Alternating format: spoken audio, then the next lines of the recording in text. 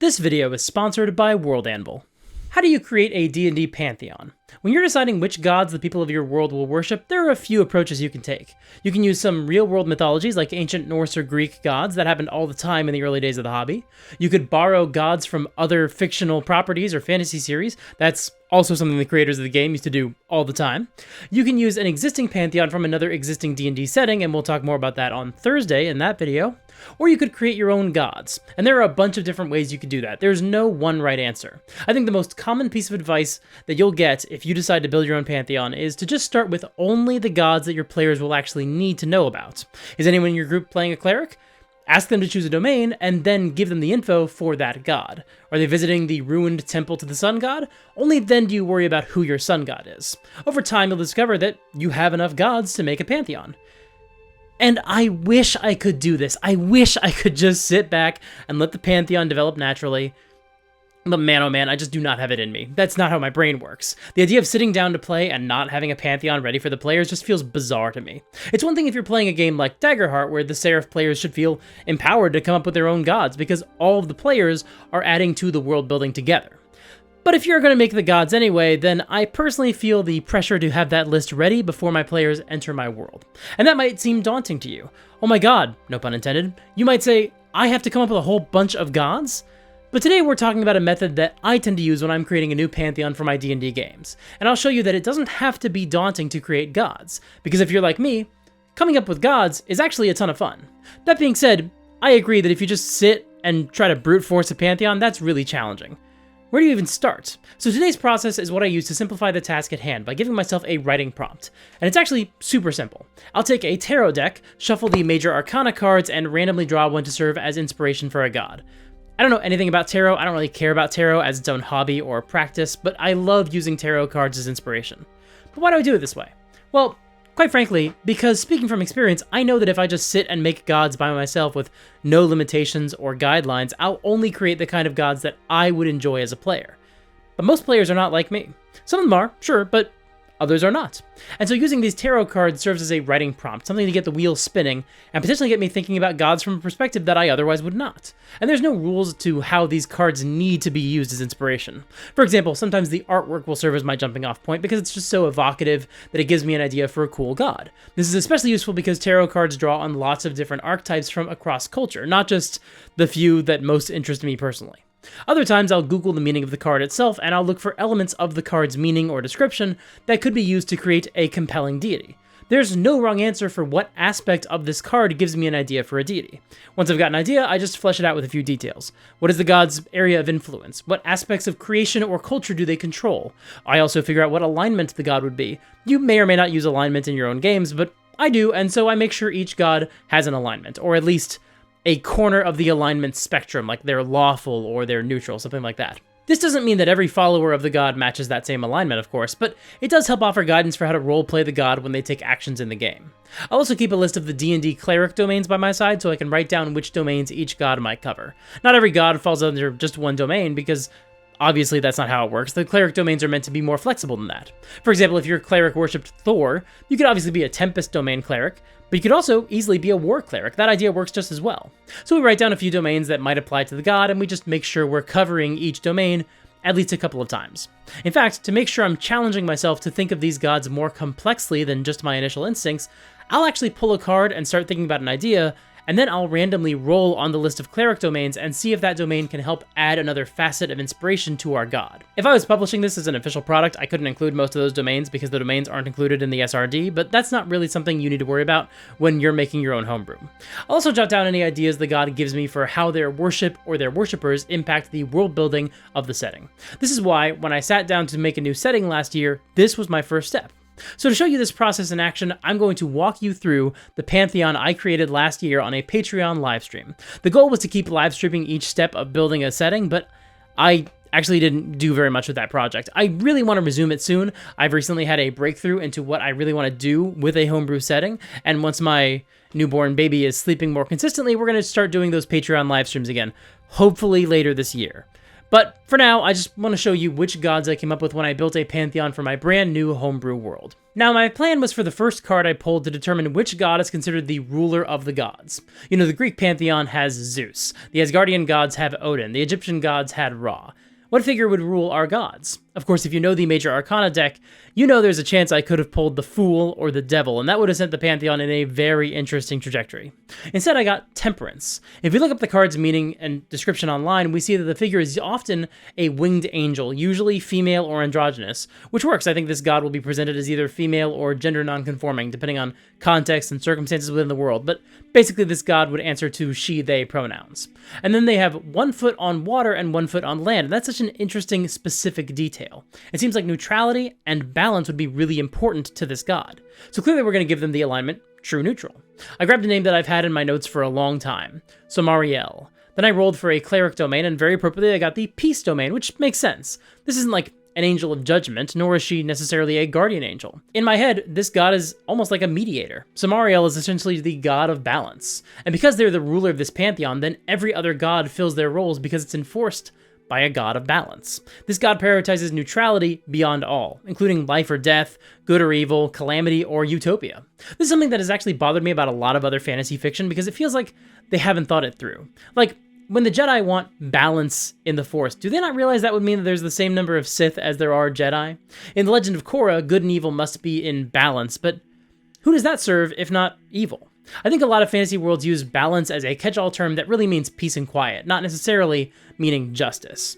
But in this case, we can actually lean into that concept. This god doesn't care about justice. They don't seek retribution, only mediation for conflicts. Maybe this god doesn't seek to strike down evildoers. Instead, it will just lift up heroes to match them. So looking at the cleric domains, this god could work for clerics of the order and peace domains, of course, but I could also see this applying to the life domain. In practical everyday life, the people would pray to Somariel when times are tough, in the hopes that the god of balance will bring some good times their way. However, this raises an interesting question.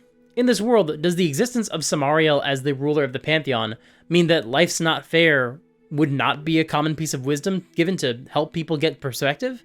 After all, if the Zeus of this world just enforces a balance between all things, then, objectively speaking, life is fair, if Somariel has any say over the events of your life. And that honestly kind of works for a D&D world, doesn't it? I mean, it obviously depends on your playstyle. If you're running something more akin to a Shadowdark game, where the characters could easily get into trouble that's much higher level than they're prepared to handle, then this might not work so well. But if you're like me and you tend to run games closer to Matt Mercer's, where the assumption is that the heroes will eventually be able to conquer all of their enemies because they've been laid out narratively to be a challenge that the party can eventually overcome, then yeah, a god of balance would enforce that. And honestly, even something like a West Marches game that is designed so that there are very clear warnings before the party gets into a situation that's too high level for them, even that could be justified by the world being guided and enforced by a god of balance. In fact, if we were to use this framing, then any effort to try to make the world better and eradicate all evil and suffering would be doomed to fail eventually, because Somariel would introduce elements to continue to plague the world and restore balance, which is of course the exact same thing the Dungeon Master does.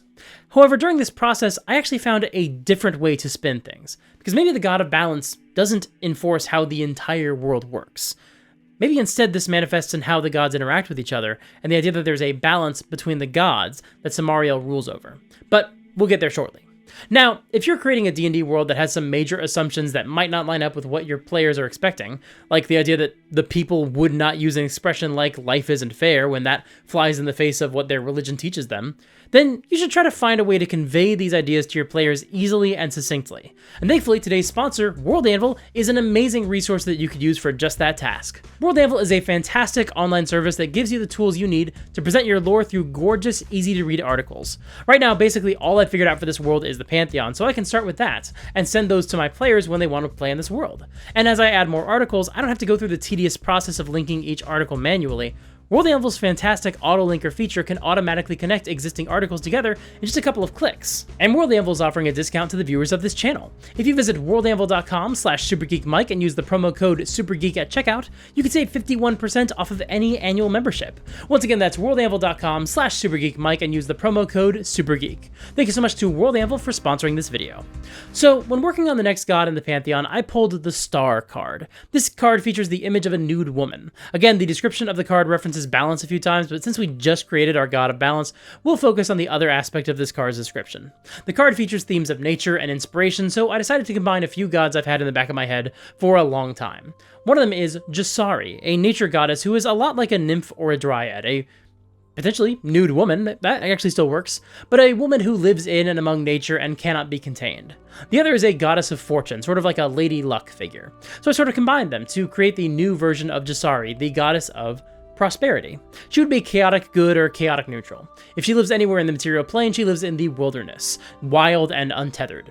We can incorporate the star aspect of the card by connecting her to navigation, and we can expand out from there and incorporate some other aspects of the tarot meaning, like linking Jasari to the idea of being a guide, not just in the wilderness, but also in life.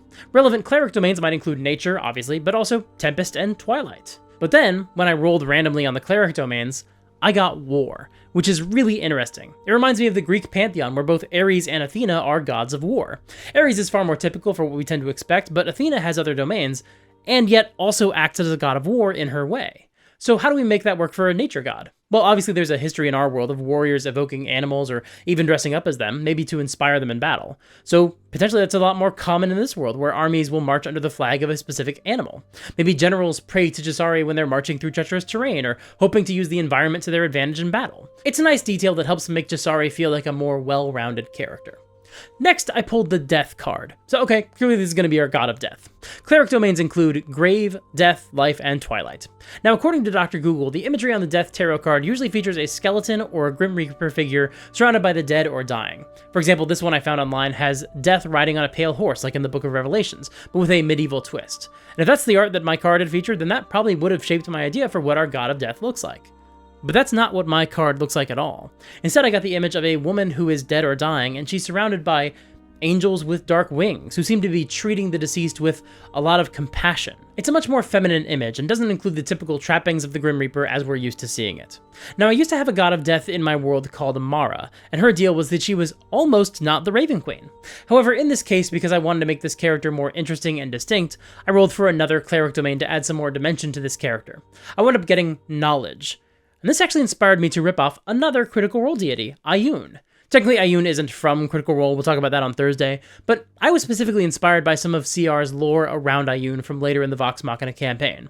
Minor spoilers for the final arc of that campaign, but eventually, the party will go and visit Ioun's domain, and she has a library filled with information about every mortal who has ever lived. Their lives are basically tomes in her collection. So I ripped that off. This version of Mara has tomes of knowledge collected from everyone who has ever died. This also makes her a really good fit for the Arcana domain. Mara could be a patron for wizards, which is really interesting to me. And those angels in the card art inspired me as well. I'm reminded of how the Lost Library of Avatar had this owl spirit sending out fox spirits to go and collect knowledge.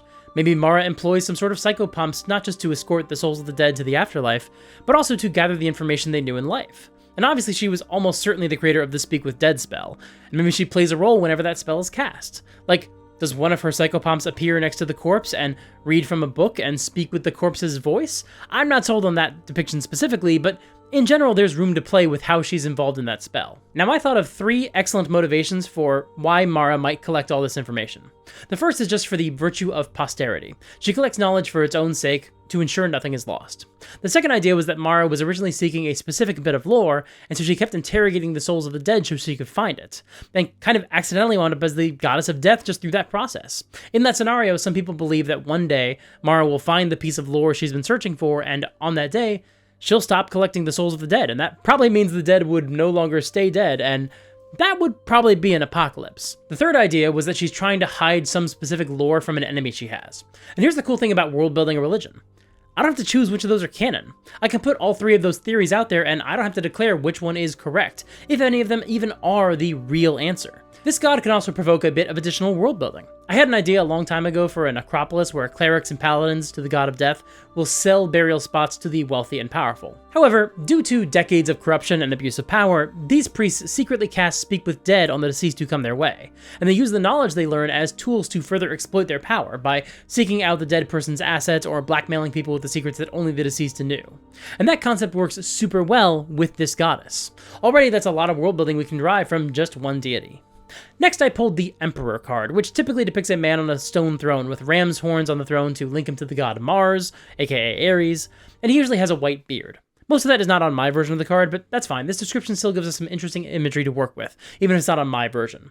Now, already we've got some inspiration here for a god of war, but I think it's interesting that he's supposed to be old, like he's an old warrior. In fact, that description makes me think of this image of Old Man Thor from Marvel Comics. I named this god Karsos, after my old god of war, who was basically Cord. I also rolled for another cleric domain to help give me some more inspiration, and I got a bunch of ones that I'd already gotten, but that just didn't interest me. Like peace, nature, that kind of thing. The issue wasn't even that they were repeats, it was just that these other domains didn't inspire me for this god. I wasn't getting anything useful out of them. But then I got the death domain. And that was actually really interesting. Now I don't just mean that this would be the god of death. I mean, I specifically got the death domain, which, unlike the grave domain, is far more sinister. It's in the 2014 Dungeon Master's Guide, and it's linked more to murder and undeath. So my first instinct was to call this an evil god, but honestly, let's forget his alignment for the moment. Because whether or not he's evil, he is an enemy of Mara.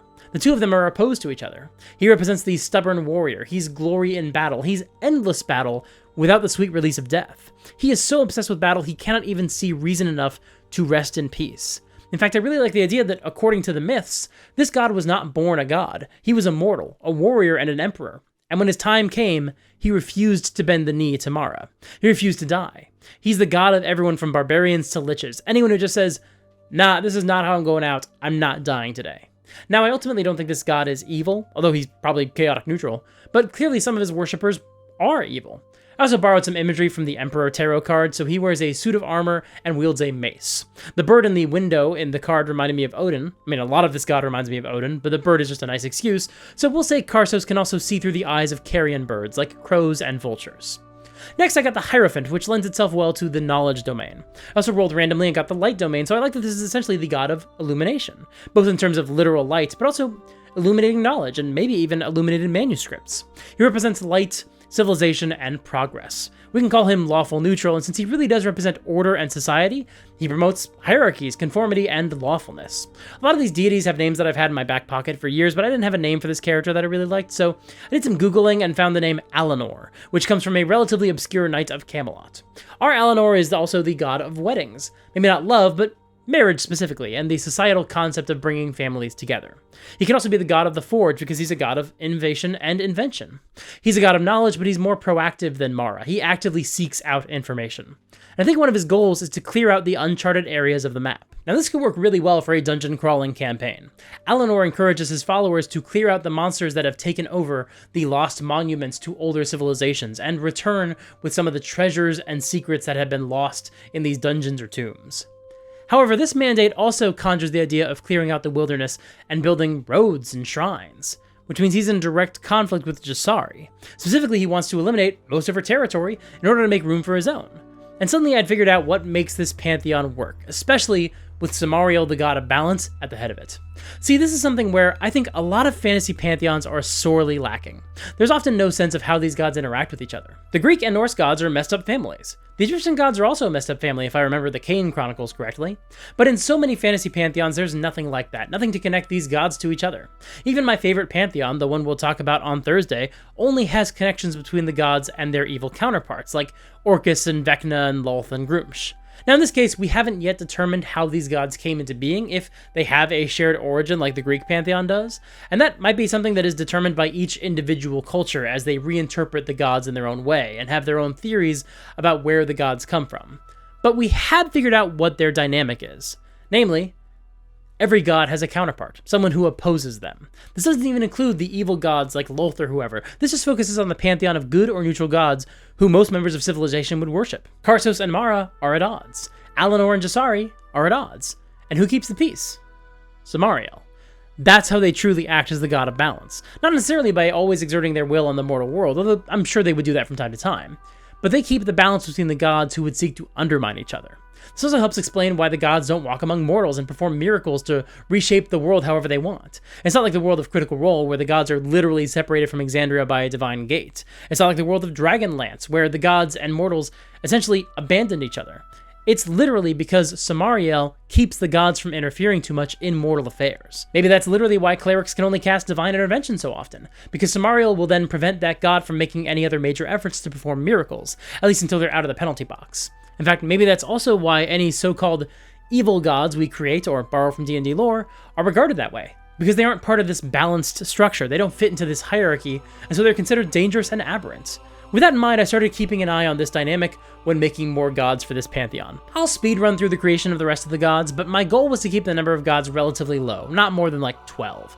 And appropriately, when I resumed working on the pantheon in a second livestream, I next pulled the Lovers. That's a pair of gods right off the bat, and so I decided that they would essentially be each other's counterparts. Yes, they love each other, but they also work toward opposite goals. I figured out that they are both crossroads gods, but in different ways. I ruled that the male lover, Zalios, is essentially the guardian who protects the crossings between the planes. He's like Heimdall, and he splits his attention between his commitment to his lover and his duty as the caretaker of the planar structure. His partner, Velosa, is the sort of goddess you meet at the crossroads to gain knowledge, like Hecate. She's also like a Prometheus-type figure, and she sneaks between the planes to carry secrets across the borders. She splits her attention between her commitment to her lover and her desire to spread knowledge to mortals. I also determined that they share the Tempest domain, as in specifically a Tempest cleric could serve the union of these two gods. When the world is rocked by great events like hurricanes, storms, and volcanoes, it is said that Zalios and Velosa are either frolicking or fighting. Is that true? I guess we'll find out through gameplay. Next, I pulled the Wheel of Fortune. The reason I use this process is because I was trying to look for character archetypes, and the wheel doesn't exactly give us that. And you could absolutely have one god that is a construct or something. And heck, you could even claim that biblical angels are closer to wheels than they are to humanoids, so we could just embrace that direction. But instead, I cheated. I basically looked at the vibes of the Wheel of Fortune, namely chance, changes, destiny, luck, opportunity, and winning, and I carried that over to the next card. I pulled Justice, but that was too similar to Samariel, so instead I just folded that card into Samariel. Now she wields a sword. So for the god of fortune and fate, I pulled the Fool. Now despite the art and the title, the Fool isn't necessarily a jester. Thematically, they're a beggar and a vagabond. And I like that a lot. It reminds me of Gandalf, or Odin when he's more of a wanderer than he is a warrior. It allowed me to fold in elements of the wandering merchant from Shadowdark. Desar, our god of fortune, is a gambler. If you want, you can meet with him and gamble your soul, or your fate, or your luck. If the universe is made up of a network of roads connecting the planes, which it does kind of seem to be thanks to our crossroad gods, then you never know when you'll find Desar on the side of the road. So the common wisdom is that you should always be kind to any wayward traveler or down on their luck panhandler, for any one of them could be Desar in disguise. Speaking of disguise, some people believe that Desar is in hiding from the other gods, and even a few claim that he created humans, or potentially all mortals, to hide among them so he cannot be found. I'm not saying that's canon, but that is certainly an interesting idea, isn't it?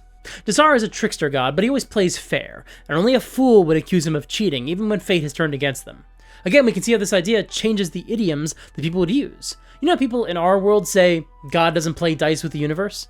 That's obviously not true in this world, because Desar absolutely does. This also means that fate can change, which is extremely useful for game masters who want to include prophecies and clairvoyant dreams, but don't want to have to railroad their players because the format of D&D just makes those sorts of oracular visions very difficult to handle. Desar could gamble away a war that never happens now that he's finished his bet. He could change your life because he lost a game you weren't even playing. Now, I was open to Desar being Samariel's counterpart, but then I pulled the Empress, and in a lot of ways the Empress represents the hearth and the home, fertility, that sort of thing. But then I rolled for a cleric domain and I got the Twilight domain. Again, I couldn't put that into an official product, but it's useful as inspiration. And this worked out because in the official tarot imagery, the Empress wears a crown of stars. And something about this made me think, you know, maybe this is another god of fate. So specifically, this is Seren, the goddess of prophecy and time. She sits on a throne in the stars, and a phoenix sits at her side. Once something is set in the stars, Seren considers it immutable. This obviously puts her into conflict with Desar, who is constantly trying to change the future, whether deliberately or not. Seren guides the fortunes of heroes and champions, but she also follows the patterns of cycles that repeat. The same stories occur over and over again, like the Ragnarok cycle in the Norse myth, or the rhyming events in the Star Wars series, which is perfect for a D&D world, because if you play in the same world for long enough, then the same sorts of things will continue to happen. Ancient evils will rise from dusty depths, and scrappy underdogs will rise up to become world-saving heroes. But this also matches some of the themes that I already wanted to explore in my homebrew setting, namely the idea of civilizations rising and falling in cycles. That's kind of inherently part of every D&D setting, but it's something that I'm really excited to explore specifically in this world. And with a god like Samariel as the ruler, it's inevitable that any civilization that rises to become a powerhouse will eventually get knocked back down. And Seren is just part of that system. The Phoenix represents rebirth and renewal, which is part of her portfolio. She believes, or decrees, that the patterns of stories and civilizations will repeat themselves, and this is how things should be. Obviously, she's a lawful, neutral goddess. Disara, meanwhile, might be trying to break the cycles of the world, breaking her patterns. They would not get along well with each other. Next, I pulled the moon, and since I didn't want to just make the moon a god, I also pulled another card, and that gave me Judgment, which gave me the idea to make this a god of both the moon and the underworld. Not the act of death, but what happens to the spirit once someone dies. Drawing off some of the imagery in these cards, I decided that this god would be a gender. I've been calling them Amari, but that might be way too similar to Mara, so I might have to change it. Or maybe they're related, maybe they're twins, I don't know, we'll figure it out later. If Mara collects the soul when someone dies, Amari receives it in the kingdom of the underworld. And while I haven't yet fleshed out what happens to someone when they die in this world, I think there's clearly an element of judgment involved. And given that balance is incredibly important in this world, I think we'll borrow some elements from the Egyptian myth, with a bit of a different spin. I think the soul is divided into light and dark sides, and they are weighed against each other to see which one has more balance over the other. Based on whether they are more light, more dark, or equally balanced, those results determine which afterlife they move on to. Because this god has different facets to themselves, their mood and temperament and favor changes, just like the phases of the moon. For example, the people of this world believe that the phase of the moon when you die plays a role in your fate when you reach the underworld. In the full light of the moon, your deeds are judged more strictly. But the less moonlight there is when you die, the more likely you are to receive a kind judgment, or basically sneak through with very little examination. However, if you die under a new moon, you cannot cross over at all, because Amari has turned away from their duties. Again, I'm not saying that any of that is definitely true, but these are the superstitions that have cropped up around death. This also changes the perceptions of murder. The Church of Amari claims that one of the cruelest possible acts is to kill someone on a moonless night, because you are condemning their soul to wander the world aimlessly. Due to their contradictory nature, Amari is also the god of both resurrection and the undead. Necromancers claim that they can draw power from the moon to animate the dead, and resurrection spells are rumored to be more powerful or reliable on moonless nights, because the god of the underworld cannot see you attempt to spirit souls back to the material plane. Amari also sometimes sends shape-shifting servants to protect innocence and punish the wicked in life. Folklore might say that the first lycanthropes were servants of Amari who began to punish the innocent and were therefore cast out of Amari's service and cursed. And finally, I pulled the sun. I'd actually pulled this card when I was looking for another card to flesh out Amari, and I just set it aside because I didn't want the god of the moon to also be the god of the sun, especially when our whole theme is creating counterparts between the gods. So I knew I wanted this to be the last god I created for this pantheon. I named this god Orin. He is the god of the sun, new life, and renewal. The card imagery features a child, so I just ripped off the Sphinx's riddle.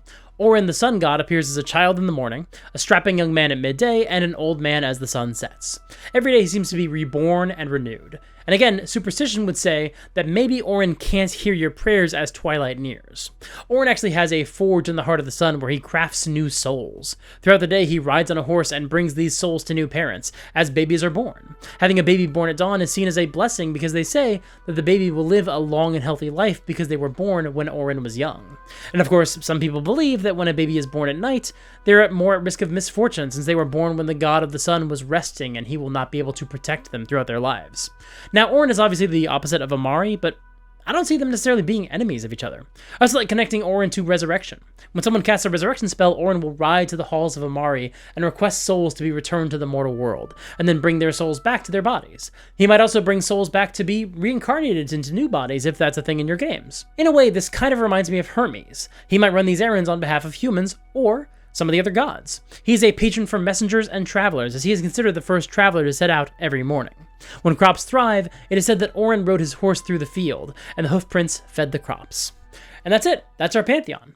Now, I think the mistake would be looking at this and saying, well, okay, are we going to see these gods in future products and videos and campaign diaries? Because first of all, yes, probably. I'll put a PDF of these gods on Patreon if you want to use them in your game. But that's not why I made this video. The goal was to show you how I think when I'm creating gods for D&D, and specifically to show you a process that I use that can help me avoid creating the same few gods over and over again. I like that we have an odd number of gods. It helps Samariel stand apart from the others, while everybody else is paired up with someone.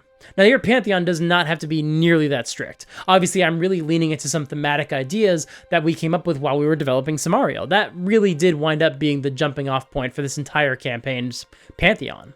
This also gives us 11 gods, which is a really good number. I wanted a good number to represent lots of different domains and spheres of influence, and to give players lots of options, but I also didn't want too many. When I look at something like the Forgotten Realms gods, that list is way too daunting. I wanted something closer to the 12 Olympians from Greek myth. Now, obviously, that's kind of a fallacy. There were way more gods outside of just those 12, and many of those were also household names. They weren't obscure gods.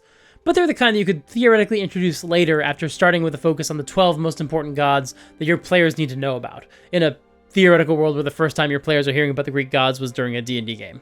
But anyway, I wanted at least 8 or 9, and probably not more than 12. And I got 11, which is perfect. After all, that's the same number of gods as there were in the best D&D Pantheon, which is the same Pantheon Critical Role adapted for their campaigns, but we'll talk more about that in Thursday's video. But again, this is just my process, so let me know in the comments. Would you consider using this process to create the gods for your own campaign setting? When you saw some of these prompts, did you have an idea for a totally different god? Do any of these gods give you ideas for characters who would live in this world and worship one or more of these gods? I'd love to hear what you think, so let me know in the comments below. Thank you so much for watching. If you want to see more of my videos, make sure to like and subscribe and ring the bell. If you want to support the channel financially, check out my Patreon, my YouTube memberships, or my Ko-fi. Consider joining my Discord server or signing up for my mailing list. All those links are in the doobly-doo below. Click here to check out a video about whether or not you should ban feats in your games. It's a good one. Until next time, play fair and have fun.